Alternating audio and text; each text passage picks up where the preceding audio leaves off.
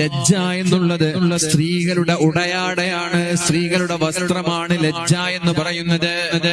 ഒരു 10-20 വർഷം മുമ്പൊക്കെ കല്യാണം കഴിഞ്ഞിട്ട് പ്രിയപ്പെട്ടവരെ സ്വന്തം പിതാവിന്റെ മുന്നിൽ പോലും ഭാര്യയോട് സംസാരിക്കാൻ നാണമുണ്ടായിരുന്ന ആളുകളുണ്ട്. അണിയറയിലേക്ക് നാണം കാരണം അണിയറയിലേക്ക് പോകാത്ത പുതുനാരികളുള്ള കാലമുണ്ടായിരുന്നു.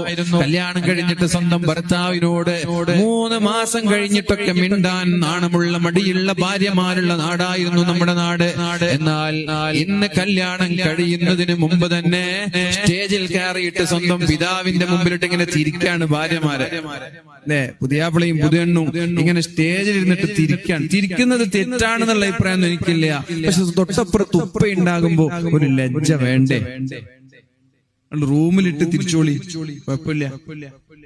തെറ്റ് എന്ന് ഞാൻ പറയില്ല കേട്ടോ, തെറ്റല്ല. നിങ്ങളെ ഭാര്യ തിരിക്കേ, നിങ്ങള് പിന്നെ ഇരുത്ത് എന്താണ് ചെയ്ത് നിങ്ങളെ ഭാര്യയാണ്.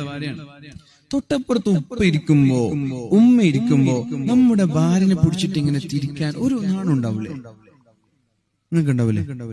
നിങ്ങളെന്താ മുണ്ടാത്ത? ഉണ്ടോ? അത് സ്റ്റേജിൽ വെച്ച് പച്ചയായിട്ട് കാണിക്കാൻ.